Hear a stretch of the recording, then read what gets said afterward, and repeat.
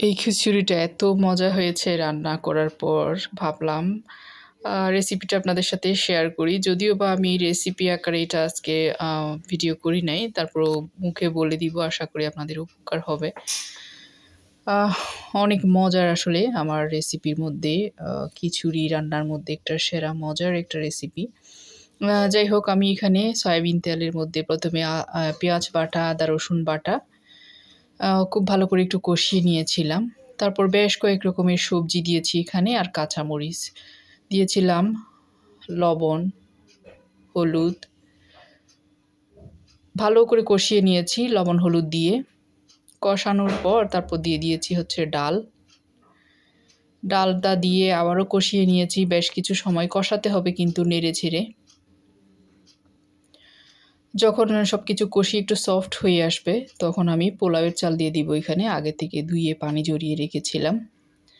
আর পোলাওয়ের চালটা দেওয়ার পর আরও বেশ কিছুক্ষণ কষিয়ে নিতে হবে, মানে নেড়ে ছেড়ে একটু ঝরঝরা করে নিতে হবে আর কি। পোলাওয়ের চাল দিয়ে যখন একটু নাড়াচাড়া করে ঝরঝরা করে নেবেন, তখন দেখবেন ভাতটা কিন্তু রান্নার পরে খুব ঝরঝরা হবে, খুব সুন্দর হবে।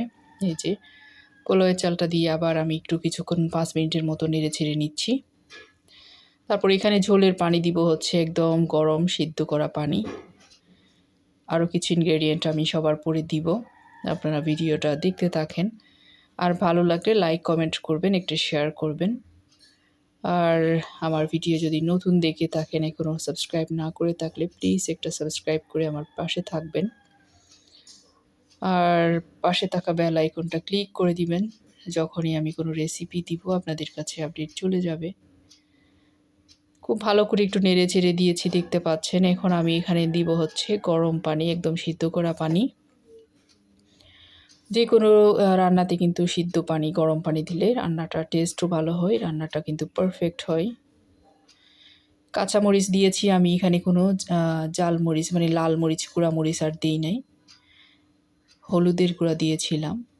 প্রথমে আমি লবণ দিয়েছিলাম সবজির পরিমাণ করে, এখন আবার আমি লবণ দিয়ে দিচ্ছি। এই সব রান্নাতে লবণ একটু বেশি দিতে হয়, কারণ হচ্ছে রান্নার পরে লবণটা কমে যায়। তারপরে দিয়েছি আমি পাউডার মিল্ক 2 টেবিল চামচ, আর চিনি দিয়েছি 1 চা চামচের মতো। একটা ম্যাগি মশলা দিয়েছি, এটা দেবেন, এটা দিলে কিন্তু টেস্টটা বেড়ে যায়। তারপরে দিয়ে দিচ্ছি জিরা গুঁড়া 1 চা চামচ, 2 চা চামচের মতো আমি জিরা গুঁড়া দিয়েছি। খুব ভালো করে নেড়ে ছেড়ে লো মিডিয়াম হিটে আমি রান্না করে নিব। প্রথমে হাই হিটে কিছুক্ষণ রান্না করে ঝোলটা যখন টেনে আসছে, তখন হচ্ছে লো মিডিয়াম করে দিব। তারপর ঢাকনা দিয়ে আমি রান্নাটা করে নিব।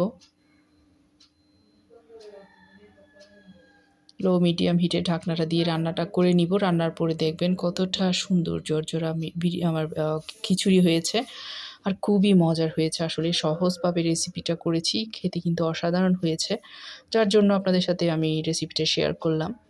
আশা করি আপনাদের ভালো লাগবে, উপকারে আসবে। খুবই সহজভাবে আপনারা রান্না করে খেয়ে দেখবেন, ভালো লাগলে আমাকে কমেন্টে জানাবেন। হয়ে গিয়েছে, আমি নেড়েচেড়ে একটু লো হিটে বসিয়ে রাখবো। সবার পরে একটু ধনিয়া পাতা আর পেঁয়াজ পাতা উপরে দিয়ে দিলাম। তারপর ঢাকনাটা দিয়ে রান্না হয়ে গেলে তারপর হচ্ছে নামিয়ে পরিবেশন করব। এই যে দেখেন, রান্না একদম ডান, এখন জাস্ট খাওয়ার পালা।